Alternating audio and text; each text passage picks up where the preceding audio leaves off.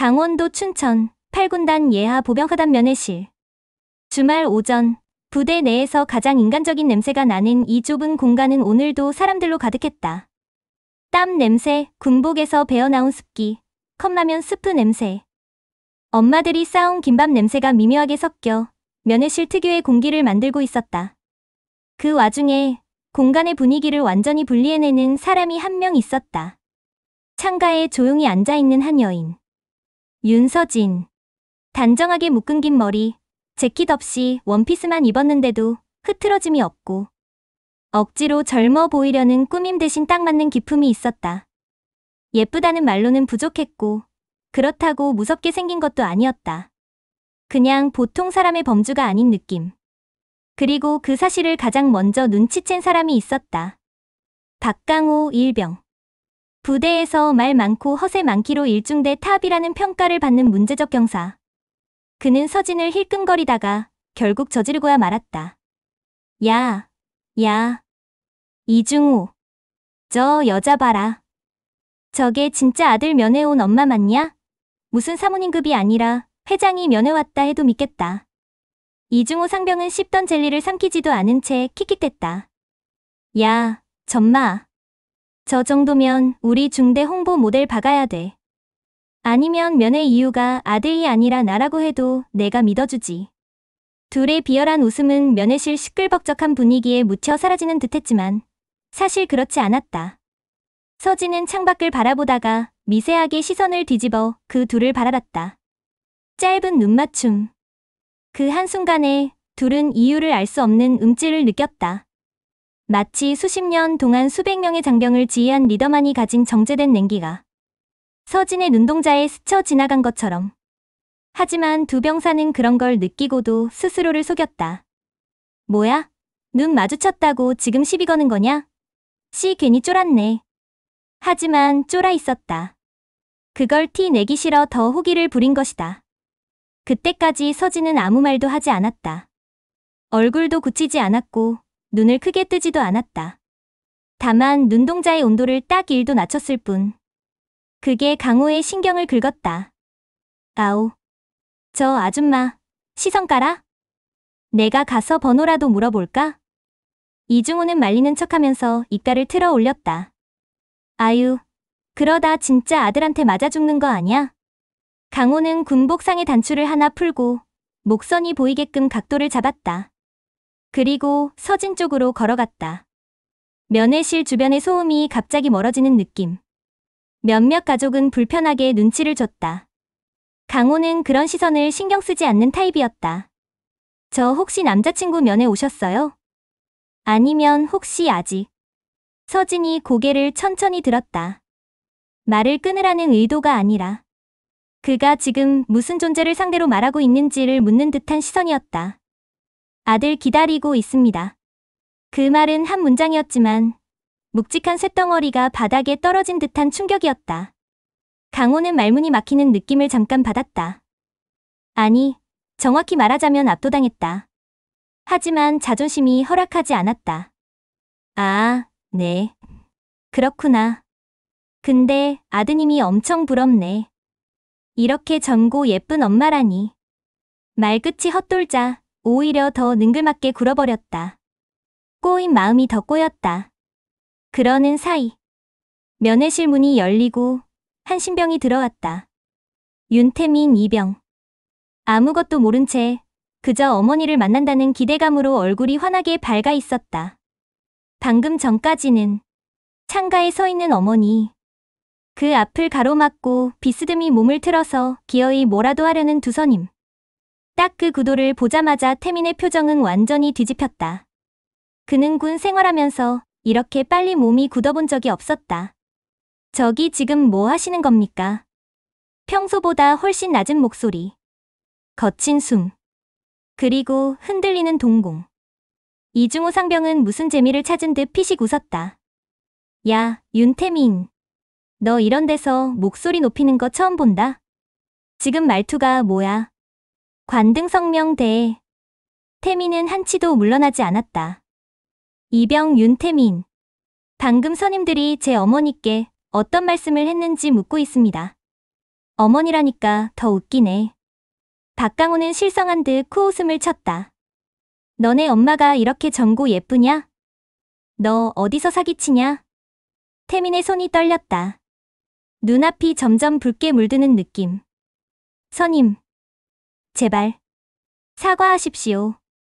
말은 정중했지만 눈빛은 살벌했다.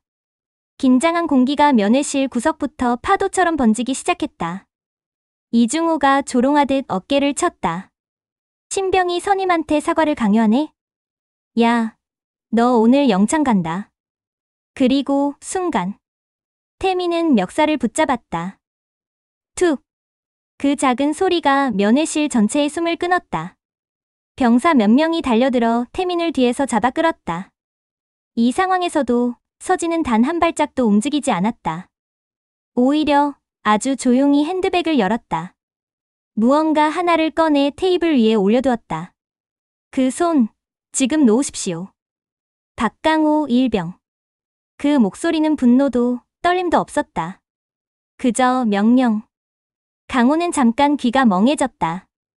이름을 정확히 부르는 낯선 여자의 목소리가 이상하게 군대에서 오래 들었던 상급자 고지 명령과 똑같았다.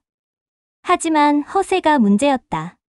주변 눈이 있으니 중간에 물러설 수 없었다. 누가 누굴 갈구는 거예요? 여기 군대예요. 아줌마가. 확인해보지. 서진의 시선이 테이블을 가리켰다. 강호는 씩 웃으며 플라스틱 카드를 손에 들었다. 그리고 읽었다. 그리고 그의 혈색이 사라졌다. 대한민국 육군 윤서진 소장 제8군단 부군단장. 딱! 카드가 손에서 미끄러져 바닥에 떨어졌다. 주변에서 숨죽이는 헉 소리가 연달아 터졌다. 몇몇 부모는 벌떡 일어나 고개를 숙였고 아이들은 무슨 일인지 몰라 눈을 굴렸다. 그때 면회실 문이 다시 열렸다.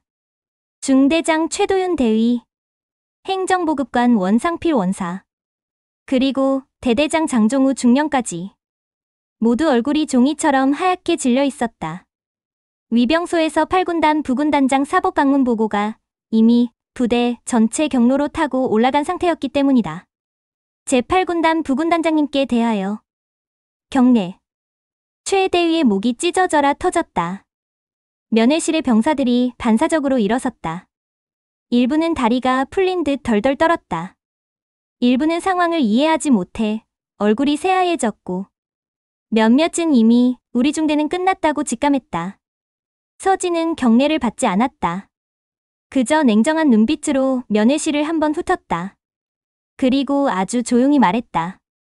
이 부대는 면회 온 민간인을 희롱하고 그걸 말리는 후임을 선임들이 집단으로 제압하는 것이 허용되는 조직입니까?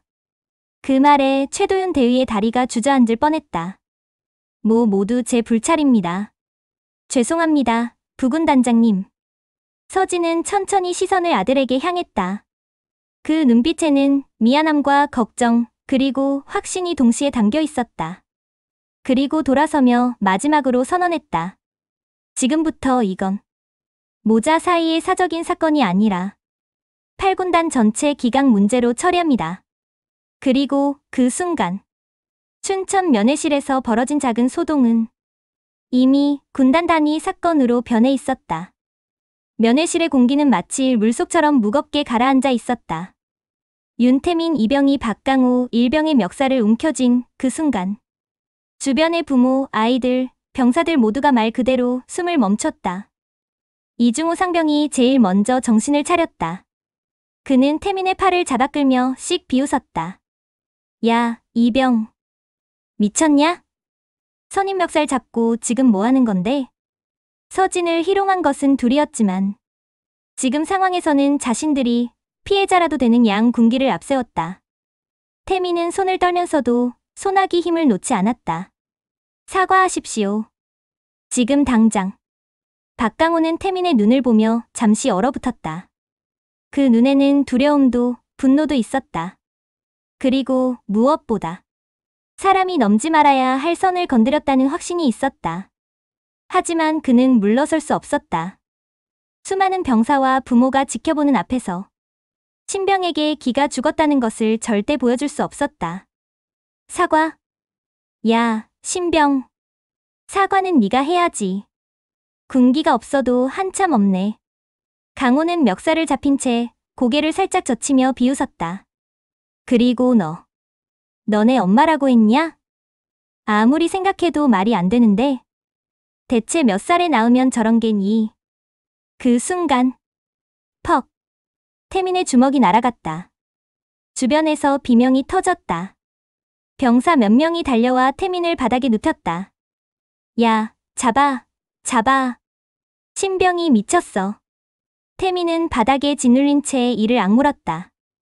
숨은 가쁘고 머릿속은 새하얗게 지워진 것 같았다.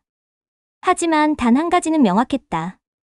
어머니에게 모욕을 한 이 자들을 그냥 놔둘 수 없다. 면회실이 순식간에 난장판이 되자 관리하던 간부들이 우왕좌왕 뛰어들어왔다. 여기서 뭐 하는 겁니까? 민간인 있는데 지금. 하지만 그 순간 조용한 목소리가 모든 소음을 집어삼켰다. 그 손, 지금 놓아라. 박강호 일병. 서진이었다. 면회실 한쪽에서 폭발하듯 벌어지는 난리 속에서도 그녀는 조금도 흔들리지 않았다. 자리에 그대로 앉아 단정한 자세 그대로 단 한 문장만을 던졌다. 그리고 그 단 한 문장이 면회실 분위기 전체를 갈아엎었다. 박강호는 본능적 공포에 몸을 굳혔다. 하지만 곧 주변 병사들의 시선이 자신에게 쏠린 걸 깨닫고 억지로 웃어넘기려 했다. 아줌마, 뭘 그렇게 심각하게. 아줌마라고 부르지 마라. 서진은 핸드백에서 낡은 플라스틱 카드를 꺼내 테이블 위에 천천히 내려놓았다. 툭! 그 작은 소리가 면회실에 있던 모든 사람의 신경을 자극했다. 보라. 대화는 그 뒤에 해라. 목소리는 조용했지만 대대장이 지휘광장에서 내리는 지휘보다 더 단단하고 서늘했다. 강호는 비웃으며 카드를 집어들었다. 에이 뭔데? 뭐 교사? 교수? 변호. 그리고 읽었다. 한 글자. 또 한 글자. 대한민국 육군. 윤서진. 소장. 제8군단 부군단장. 카드를 쥔 손끝이 파르르 떨렸다. 얼굴이 서서히 하얗게 질렸다. 마지막 줄을 읽고는 손가락이 굳어 카드가 바닥으로 떨어졌다. 덜그럭. 면회실의 모든 공기가 한순간 멈췄다. 이중호 상병의 얼굴도 경직됐다. 무슨 말을 해야 할지 몰라 입이 반쯤 벌어진 채로 얼어붙었다. 옆에서 구경하던 병사들 몇 명은 마치 교범에서 본 즉시정지처럼 움직임을 멈췄다. 부모들도 조용히 입을 막았다. 뭐야, 진짜야? 8군단 부군단장, 소장, 아까 그 아줌마가? 야, 저 병사들 끝났다. 장난 아니라 끝장났다. 수근거리는 목소리조차 숨을 참고 속삭이는 수준이었다. 그때였다. 면회실 문이 벌컥 열렸다. 중대장 최도윤 대위가 거의 뛰다시피 들어왔다. 그 뒤를 행정보급관 원사, 그리고 대대장까지 따라왔다. 부군단장님, 저희가 사전에 보고를 못 드리고 최 대위의 목소리는 이미 반쯤 무너져 있었다. 얼굴은 핏기가 하나도 없었다. 뒤따라온 장종우 중령도 몇 초간 말문을 잃고 마치 죄를 지은 사람처럼 굽신거렸다. 제8군단 부군단장님께 대하여 경례. 면회실에 있던 모든 병사들이 반사적으로 일어섰다. 경례는커녕 손도 제대로 올라가지 않았다. 손이 떨려 팔을 올리기도 힘들어하는 병사도 있었다. 그 순간은 군인이라면 평생 잊을 수 없는 장면이었다. 소장이 평범한 원피스를 입고 아들의 면회를 온 상태에서 자신의 직속 부대 병사들에게 희롱을 당한 사건. 상상을 초월한 재난. 서진은 경례를 받지도 않았다. 그저 냉정한 표정으로 말했다. 지금 상황. 뭐가 문제인지 정확히 아십니까? 아무도 대답하지 못했다. 서진은 천천히 한 병사, 한 간부의 얼굴을 훑었다. 그 시선이 닿는 사람마다 눈을 피했다. 면회 온 민간인을 희롱하고 그걸 말리는 후임을 선임들이 집단으로 제압한다. 서진은 잠시 말을 멈췄다. 이게 이 부대의 문화입니까? 최도훈 대위는 그대로 쭈그려 앉았다. 군복 바지가 무릎에서 쓸려 먼지가 묻었지만 그걸 닦을 생각조차 못했다. 모두 제 잘못입니다. 부군단장님 죄송합니다. 면회실은 아직도 숨을 쉬지 못하는 것처럼 정적이었다. 서진은 아주 짧게 한숨을 내쉬었다. 그 표정에는 슬픔과 분노, 실망과 책임감이 동시에 얽혀 있었다. 지금부터 이 사건은 모자 사이의 개인적 감정이 아니라 8군단 전체의 기강 문제다. 최대위와 장중령이 동시에 고개를 들었다. 부군단장님 설마. 서진은 조용히 말을 마무리했다. 이는 사단단위 징계가 아니라 군단 직할 조사로 넘긴다. 그리고 마지막으로 덧붙였다. 나는 오늘 군인이기 전에 엄마다. 그러나 그 말의 의미는 누구보다 강호와 중호가 가장 무섭게 이해하고 있었다. 그들은 깨달았다. 이제 자신들의 운명은 끝났다는 것을. 춘천 시내 8군단 사령부. 평소라면 주말 오후 연병장과 청사 주변이 적당히 느슨한 공기로 채워져 있을 시간이었다. 하지만 오늘은 달랐다. 군단 상황실 문 앞 복도에는 참모들이 줄지어 서 있었고 통신병들은 수화기를 귀에 붙인 채 땀을 흘리고 있었다. 문 안쪽 수십 개의 모니터가 빛을 뿜고 상황판에는 빨간 자석들이 정신없이 옮겨다니고 있었다. 보고 올립니다. 보병사단 연대 중대, 면회실 내 민간인 희롱 및 폭행 사건 발생. 관련 병사 최소 6명 이상, 간부 미보고 은폐 정황, 상급 지휘부 사전 대응 실패. 상황실 중앙, 군단장 노영우 중장은 두 손을 깍지 낀 채 보고를 들었다. 흰 머리가 제법 섞인 머리, 깊게 패인 미간주름. 오랫동안 야정과 책상을 모두 겪은 사람 특유의 눈빛이 서려 있었다. 그 앞에서 보고를 마친 참모장이 조심스럽게 말을 이었다. 게다가 피해 민간인이, 아니 희롱당한 대상이 부군단장님이십니다. 잠시 상황실 공기가 멈췄다. 노 중장은 고개를 아주 천천히 돌렸다. 누가? 참모장이 침을 꼴깍 삼켰다. 예, 군단장님.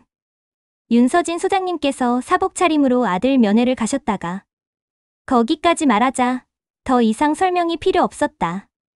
노 중장은 깊게 숨을 들이켰다 내쉬며 눈을 감았다. 자네도 알겠지만 윤 소장은 자기 감정 하나로 조직을 흔들 사람은 아니야. 참모장이 고개를 끄덕였다. 윤서진. 냉철하기로, 엄격하기로, 그 누구보다 조직의 룰을 중시하기로 유명한 장군. 심지어 자기 아들이 있는 부대를 의도적으로 피해서 진급해온 사람. 그런 사람이 아들이 있는 사단까지 직접 내려가. 그리고 사건을 군단 전체 기강 문제라고 못 박았다는 것.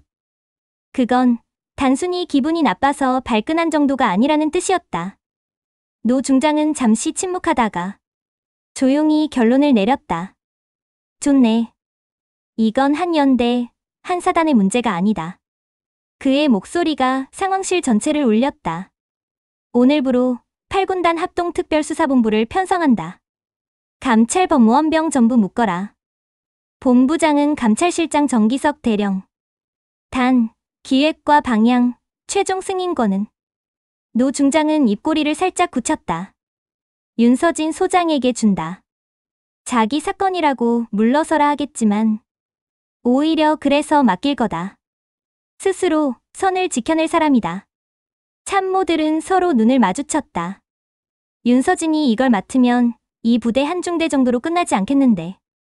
그 사실을 누구나 알고 있었다. 그날 밤 군단 감찰실 청사는 불이 꺼지지 않았다. 철야가 일상이 된 듯한 건물. 하지만 오늘은 공기가 달랐다. 군복 차림에 서류를 한 아름하는 장교와 부사관들이 마치 전투 준비를 하는 부대처럼 부산하게 움직였다. 정기석 대령. 8군단 감찰실장, 별명은 매. 군단 내에서 찍힌 사람은 반드시 걸러낸다는 소문으로 악명이 높았다. 하지만 본인은 소문 같은 건 관심 없다는 듯 서류만 들여다보고 있었다. 그의 맞은편 자리에 지친 기색을 감추지 못한 윤서진이 앉아 있었다. 민간인 복장은 벗고 다시 군복으로 갈아입은 상태였다. 가슴팍엔 여전히 윤서진과 별 2개가 달려 있었다. 정기석이 조심스럽게 물었다.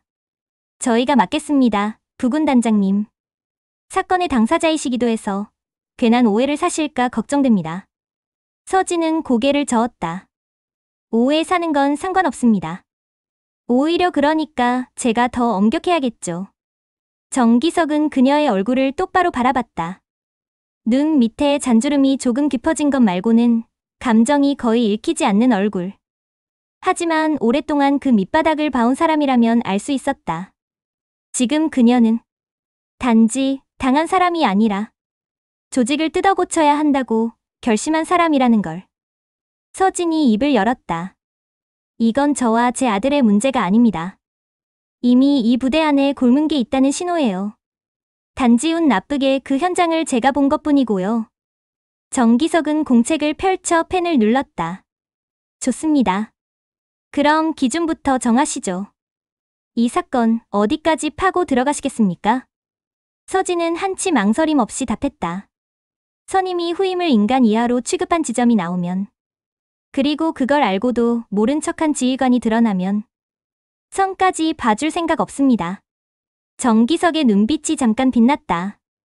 그럼 이번엔 진짜 피 좀 보겠군요. 그 말은 위협이 아니라 묘하게도 안도에 가까운 기색이 스며 있었다. 새벽 여명, 아직 해가 뜨기 전. 보병사단 연대 중대 연병장. 평소 같으면 야간 경계 인원과 당직 사령 말고는 아무도 없을 시간. 하지만 오늘은 달랐다. 군용 차량 수십 대가 연달아 들이닥쳤다. 헬멧을 쓴 헌병특임대와 감찰요원들이 일사불란하게 흩어졌다. 8군단 직할 헌병특임대. 출입구 통제 시작. 위병소에 서 있던 병장은 상황을 이해하지 못하고 눈만 깜빡였다. 이 정도 규모의 인력과 차량이 한꺼번에 들이닥치는 걸 그는 본 적이 없었다. 무슨... 질문은 나중에 하시죠.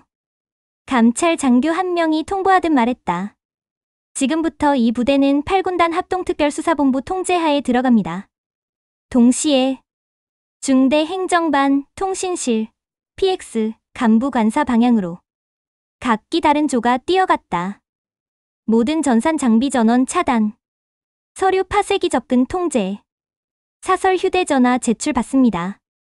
졸린 눈을 비비며 나오던 간부들이 상황을 보고 그대로 굳어섰다. 야, 이게 뭐야, 쿠데타야 뭐야? 쉿! 말 조심해라. 헌병이다, 헌병. 중대장, 대대장, 연대장까지. 각각 별도의 공간으로 격리됐다. 지휘권 정지 통보가 차례로 떨어졌다. 중대장 최도윤. 금시각부로 지휘권 정지입니다. 조사 끝날 때까지 모든 지시 행위 금지.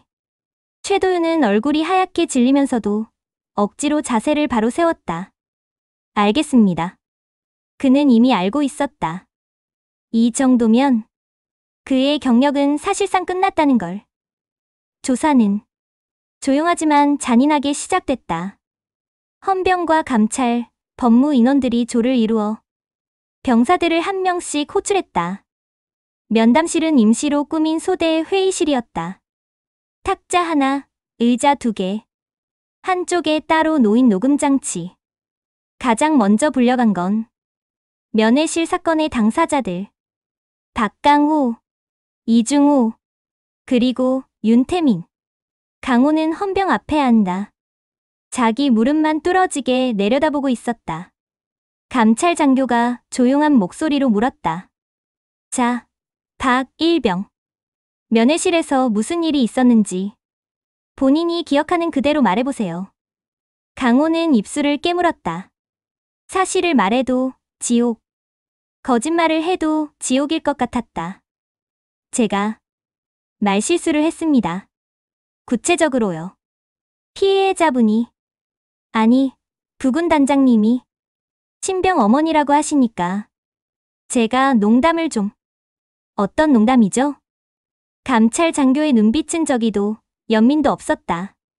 그냥 기록하는 사람의 눈. 강호는 머리를 감싸주며 말을 이었다.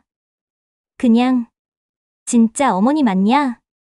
너무 젊고 예뻐서 안 믿기니까. 그런 식으로 저런 게 어떻게 네 엄마냐? 라고 말하지 않았습니까? 그 말이 나오자 강호의 어깨가 세게 들썩였다. 했습니다. 그럼 이건 알고 계셨습니까? 감찰 장교는 서류 한 장을 책상 위에 올렸다. 사진이 하나 붙어 있었다.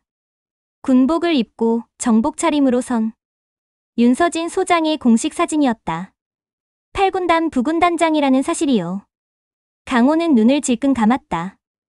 몰랐습니다. 몰랐다는 게 면책 사유는 아닙니다. 장교가 조용히 말했다. 그건 그쪽 불행이지 변명이 되지는 못해요. 이번엔 질문이 달라졌다. 박일병. 이 부대에서 후임들에게 폭력을 행사한 적이 있습니까? 아닙니다. 저는 그냥 장난으로.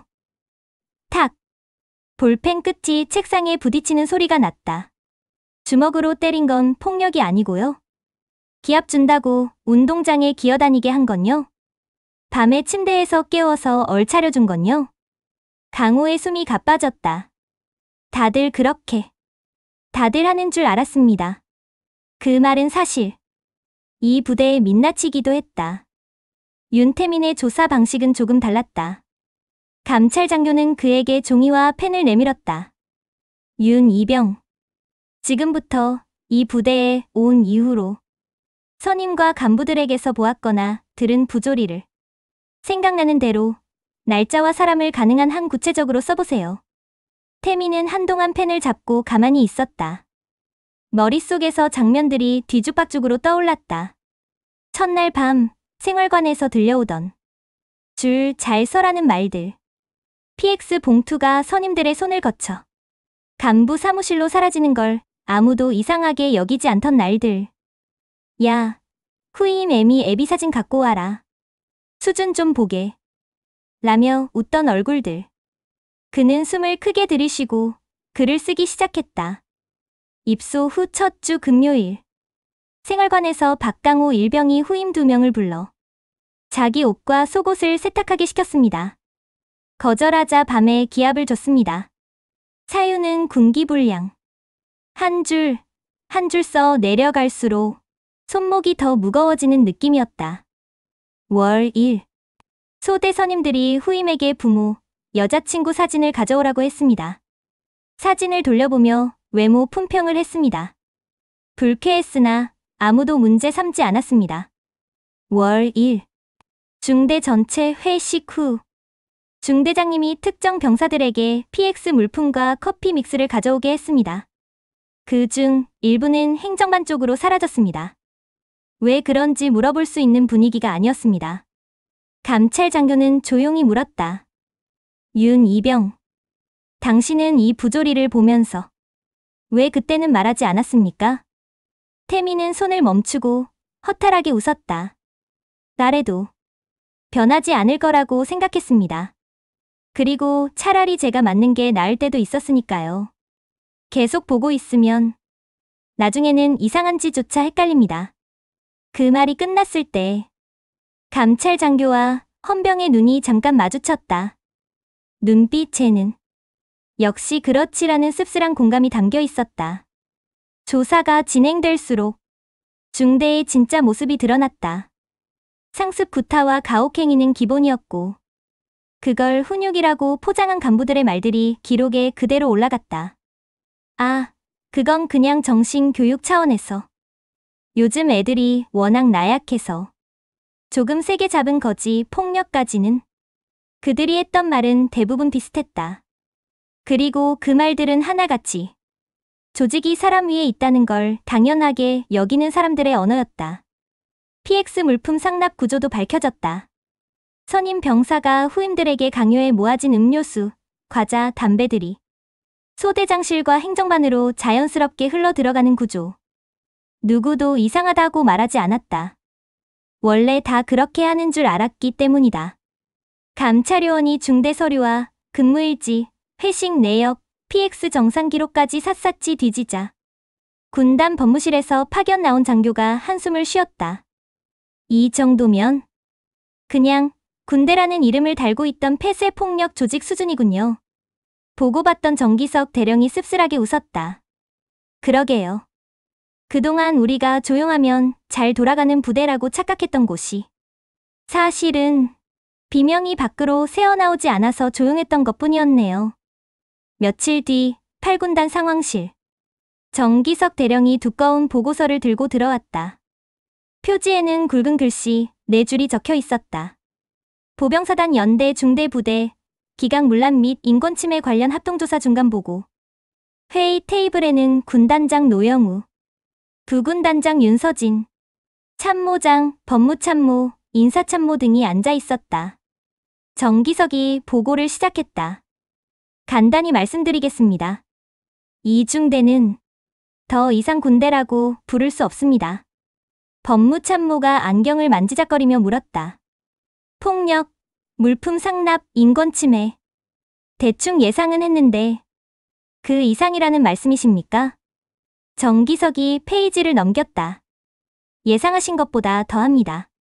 후임 병사들을 대상으로 한 상습 폭력. 부모와 여자친구 사진을 강제로 제출하게 하고 외모 품평.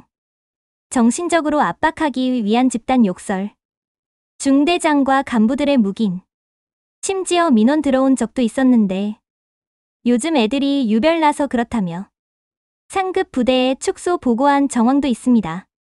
노 중장이 미간을 세게 눌렀다. 피곤해서가 아니라 몸 안에서 끓어오르는 분노를 진정시키기 위해서였다. 민원 축소 보고까지. 그럼 이건 그냥 몇몇 병사의 일탈이 아니군. 정기석이 고개를 끄덕였다. 네, 문화입니다. 이중대에선 이런 방식이 당연한 것으로 자리 잡았습니다. 잠시 침묵이 흐르고 모든 시선이 윤서진에게 향했다.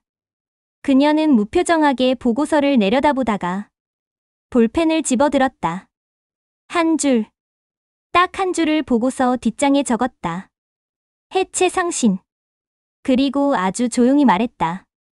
이중대는 그냥 몇 명 잘라낸다고 살아나는 조직이 아닙니다. 조직이라는 이름으로 폭력을 학습시키고 눈 감는 법부터 가르친 곳입니다. 이대로 두면 지금 여기 있는 병사들이 전역해서 어디 가서도 힘 있는 사람이 약자 괴롭히는 건 당연하다고 생각하고 살 겁니다. 법무참모가 조심스럽게 입을 열었다.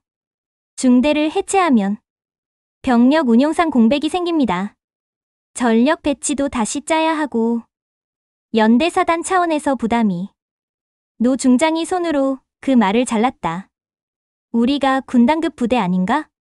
전역자 수천 명, 예비군 수만 명 관리하는 조직이 중대 하나 제대로 못 갈아엎어서 나중에 사회의 문제를 떠넘긴다면 우리가 무슨 자격으로 젊은이한테 애국심을 말하나. 그는 서류를 집어들고 크게 숨을 내쉬었다. 좋네. 해체 상신 안 해도 된다. 정기석과 참모들이 동시에 놀란 눈으로 그를 봤다. 군단장 정결로 내리겠네. 보병사단 연대 중대. 즉시 해체한다. 그 말은 곧바로 명령서 문장으로 옮겨졌다. 보병사단 연대 중대는 지속적이고 구조적인 인권침해 및 기강 문란 행위가 합동조사를 통해 확인되었으므로 즉시 해체한다.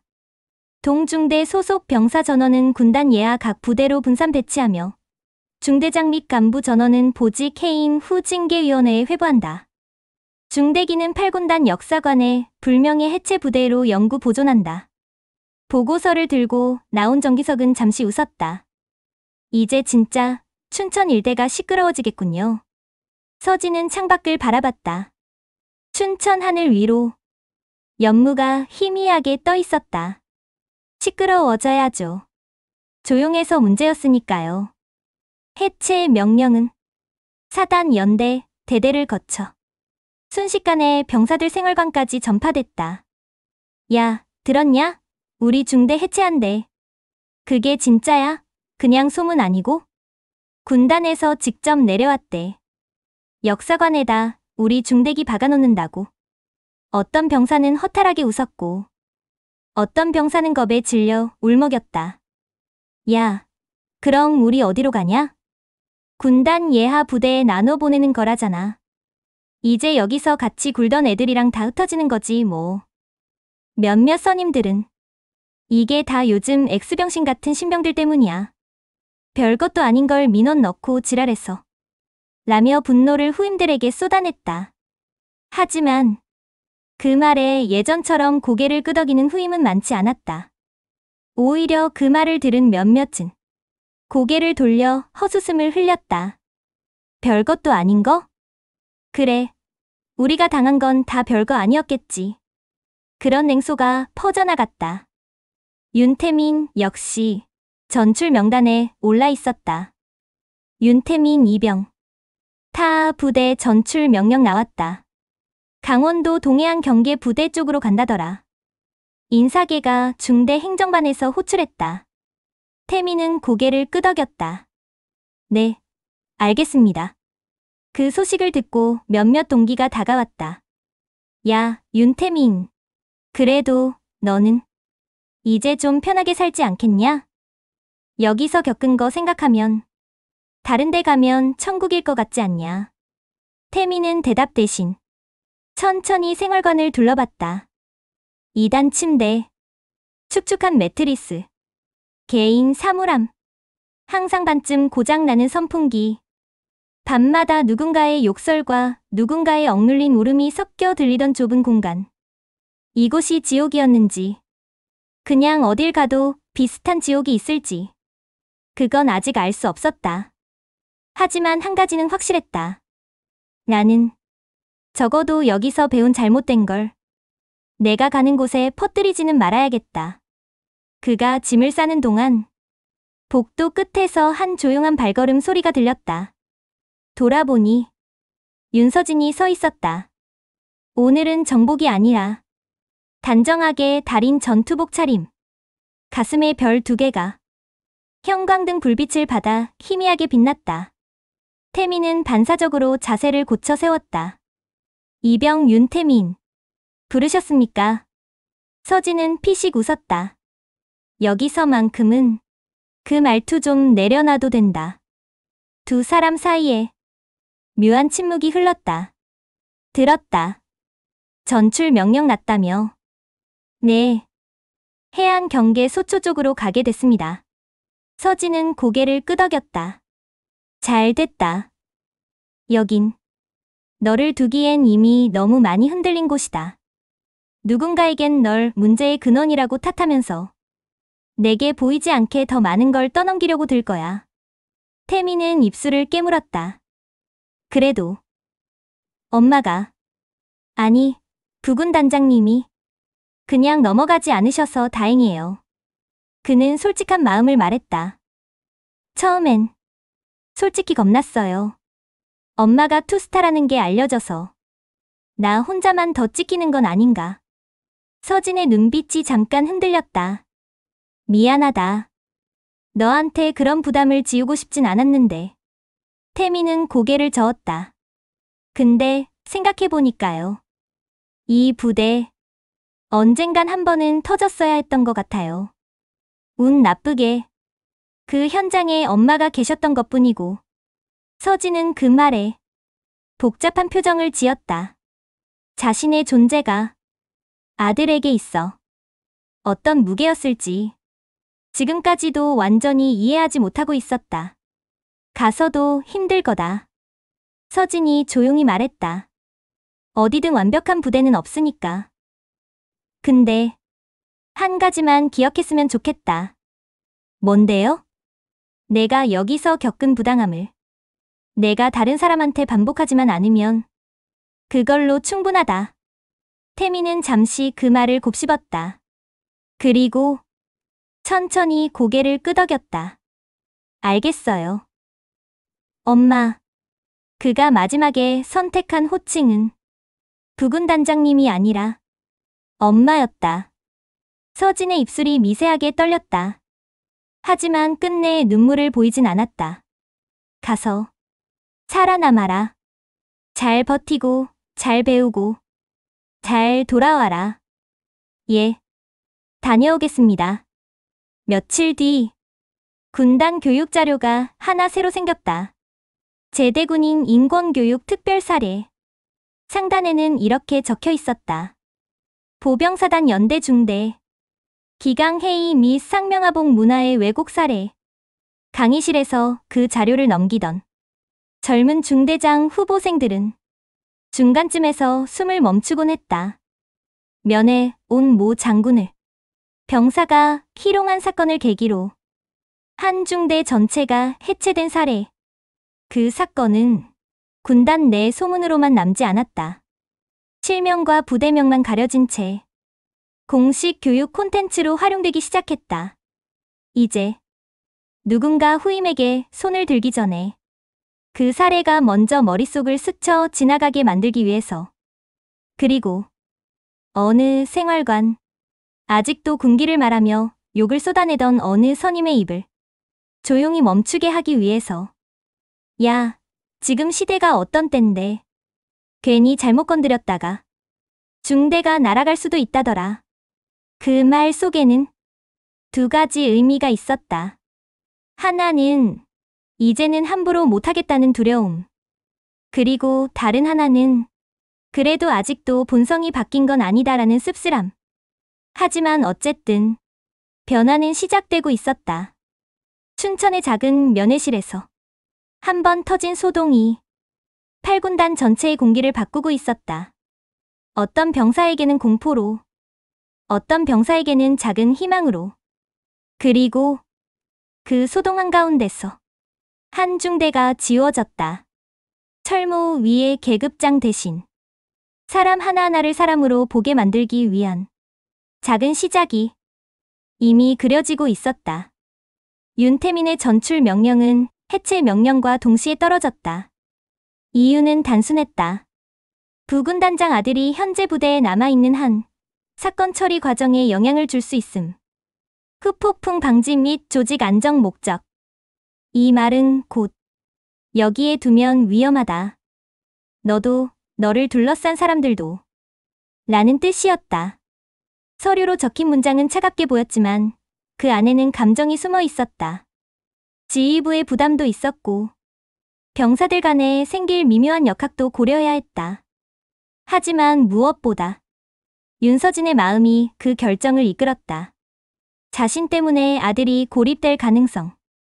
자신 때문에 아들이 특혜의 중심 혹은 불만의 대상이 될 위험. 그리고 자신 때문에 아들이 다시 누군가에게 찍혀 괴로움 속으로 들어가는 상황. 그 어떤 지휘관도, 그 어떤 장군도 견디기 어려운 감정이었다. 전출 전날, 춘천 시내 조용한 호반식당.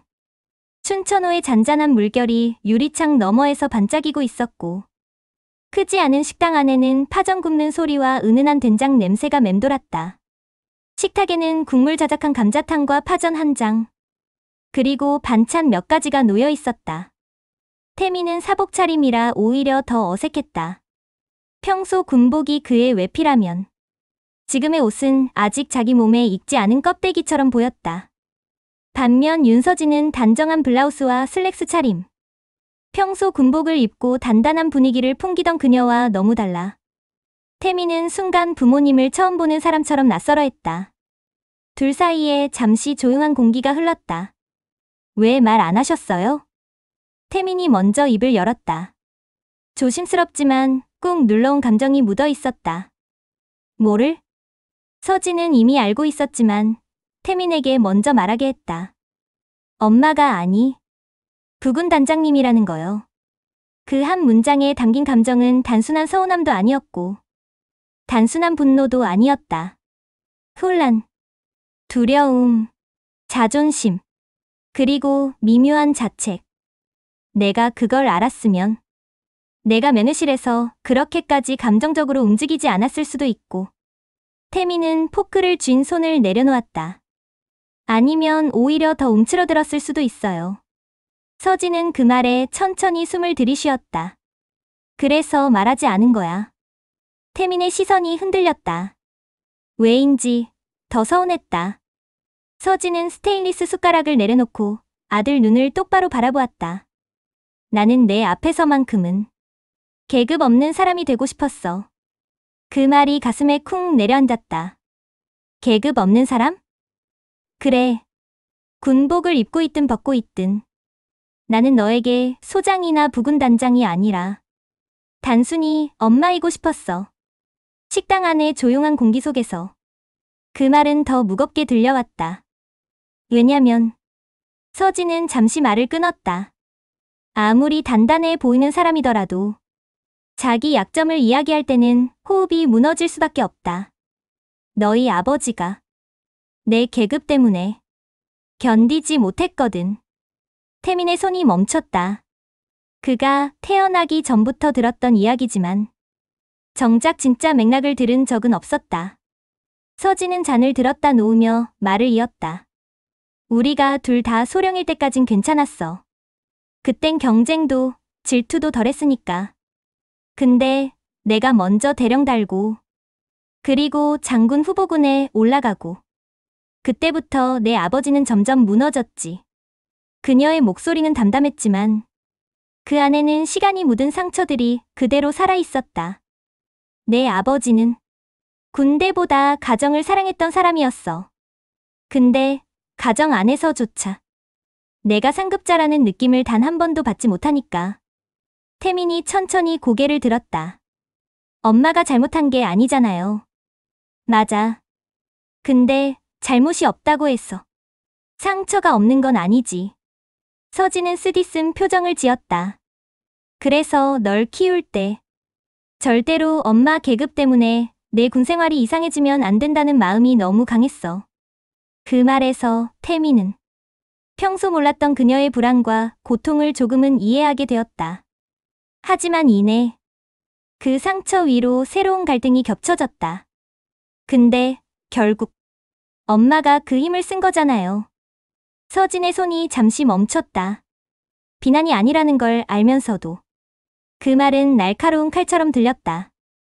태민은 이어 말했다. 제가 아무 말도 못하고 당하는 걸 엄마는 그냥 보지 못해서 그런 거잖아요. 여기엔 서진도 피할 수 없는 진실이 있었다. 그래. 조용한 인정. 그 한마디가 이 긴장된 테이블을 전부 채웠다. 내가 평생 경계하던 일을 결국은 내가 했어. 서진의 목소리에 처음으로 감정이 스쳤다. 군인의 힘이 아니라 엄마의 감정으로 움직였다고 해도 변명이 안 돼. 그래서 미안하다. 태민은 젓가락을 내려놓고 고개를 숙였다. 그래도 고마워요. 서진은 깜짝 놀라 눈을 들었다. 당신이 그 자리에서 아무것도 하지 않았으면 나는 지금보다 훨씬 더 무너졌을 거예요. 태민은 천천히 숨을 내쉬며 말을 이었다. 누군가 나 대신 화내줬다는 게 얼마나 큰 건지 처음 알았어요. 서진의 표정이 흔들렸다. 강단 있는 군인의 얼굴이 순간 흔들리고 약해지는 어머니의 얼굴로 변했다. 아들은 자리에서 일어났다.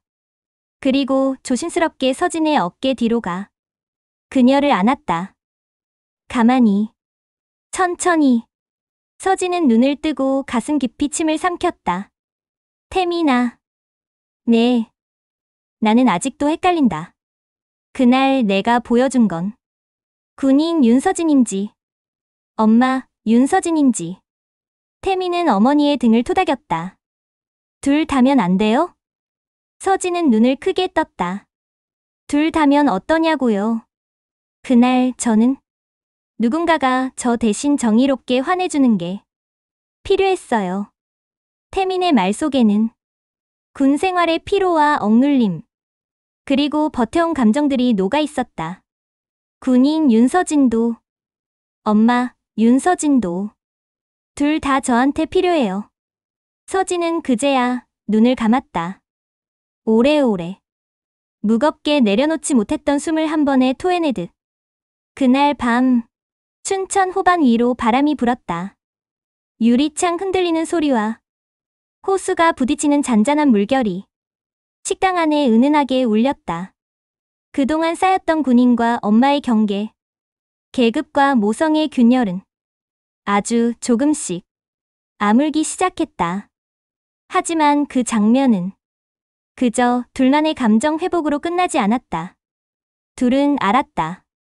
이제 서로를 단순히 군인이나 가족으로만 바라볼 수 없다는 것을. 아들도 어머니도 각자의 현장에서 다시 싸워야 한다는 것을. 전출 명령은 다음 날이었다. 각자 다른 길을 걸어야 했다. 어머니는 군단을 넘어 국방부로, 아들은 춘천을 떠나 바다와 맞닿은 경계 소초로. 그들의 길은 달랐지만 한 가지는 같았다. 누군가에게 휘둘리지 않고 누군가를 억누르지도 않는 군인과 사람이 되겠다. 그 결심이었다. 강원도 동해안 끝자락. 8월의 바람은 뜨겁고 파도는 높았다. 춘천의 호수와는 결이 완전히 다른 냄새. 민물의 부드러움 대신 짠내와 바람과 금속 냄새가 뒤섞인 해안 경계 특유의 공기가 태민의 코를 때렸다. 전입 첫날 소초장은 그에게 이렇게 말했다.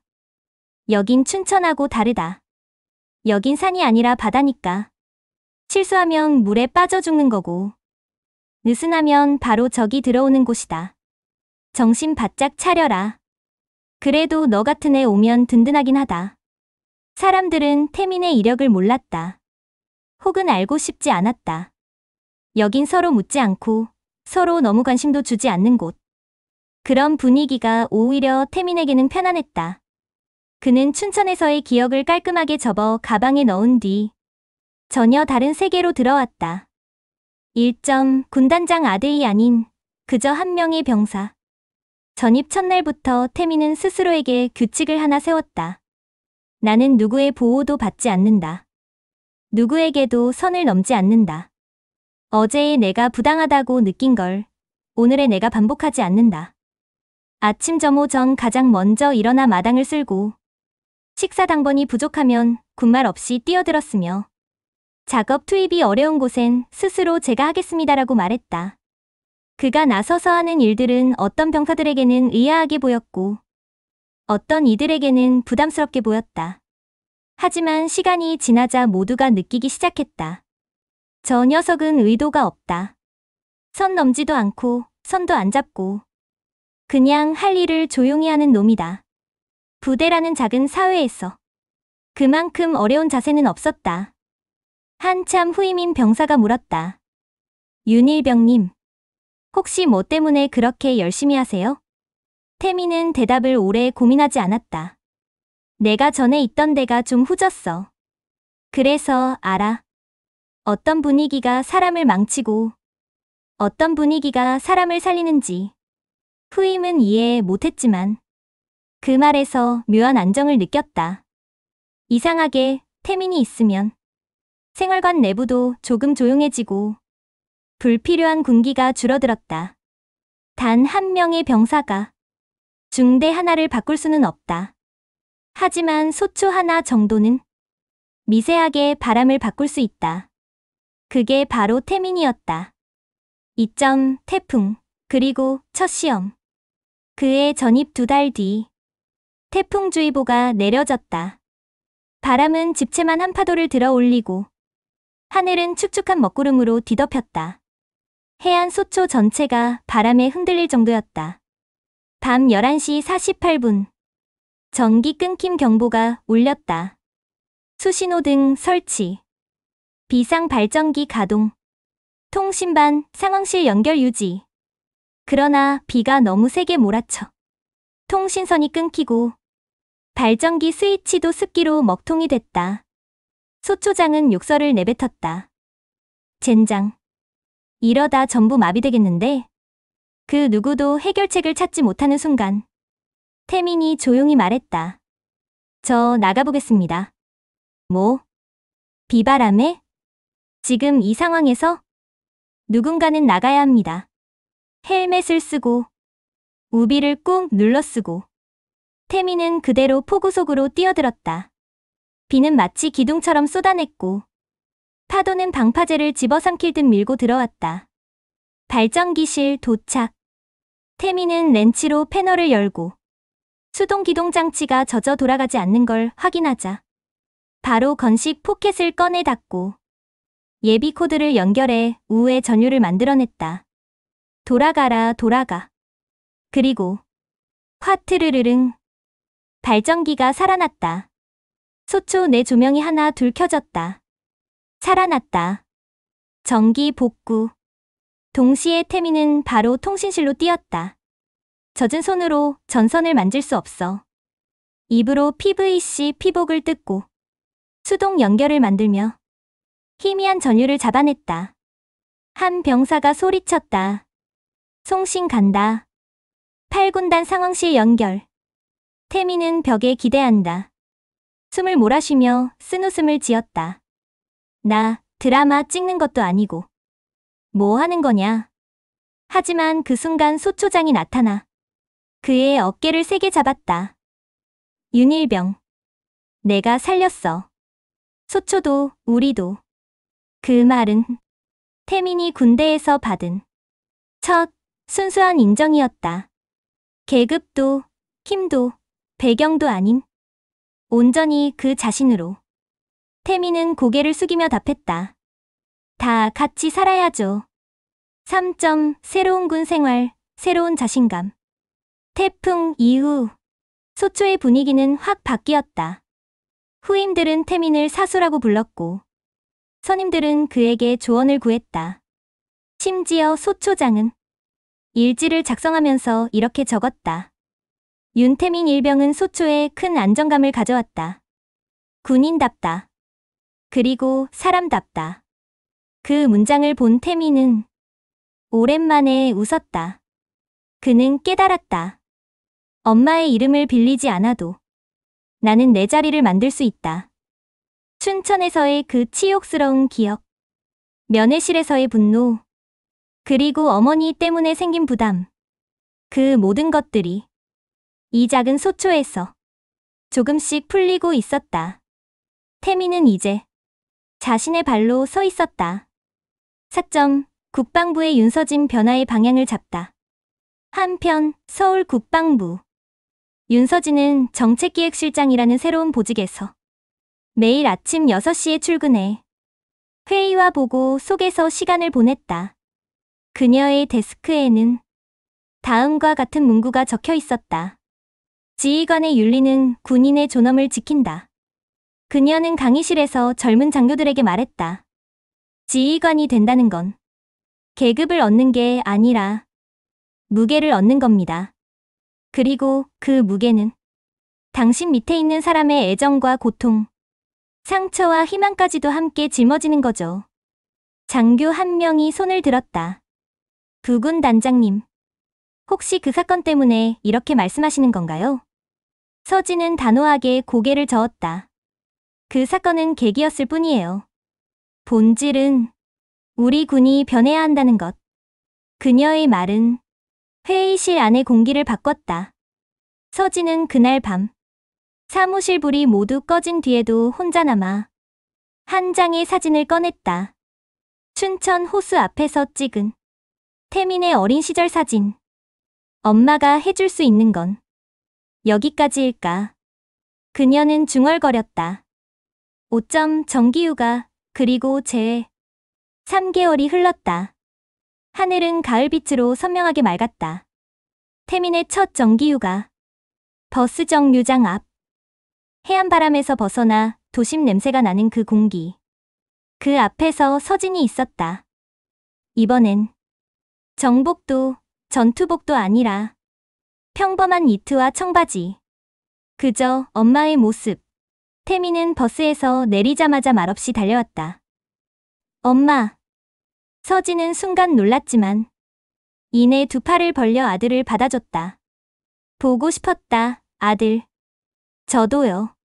둘은 작은 항구가 보이는 조개구이 집에 앉아 서로의 지난 시간을 풀어놓았다. 태민은 태풍 사건을 이야기했고 서진은 국방부에서의 새로운 움직임을 얘기했다. 둘의 대화는 군인과 군인의 대화이면서 엄마와 아들의 대화였다. 그 어떤 거리도 없었다. 식사를 마친 뒤 해변을 걷다. 태민이 하늘을 가리켰다. 엄마, 별 봐요. 밤하늘에는 동해안 특유의 맑은 별빛이 가득했다. 춘천에서는 볼 수 없고 서울에서도 볼 수 없는 새까맣고 깊은 밤. 서진도 고개를 들었다. 그러게. 예쁘다. 태민이 조용히 말했다. 엄마가 어깨에 달고 있던 별보다 저 별이 더 좋아요. 서진은 웃었다. 그래. 저 별은 누구의 것도 아니니까. 태민은 어머니의 옆에 서서 잔잔한 바다 소리를 들었다.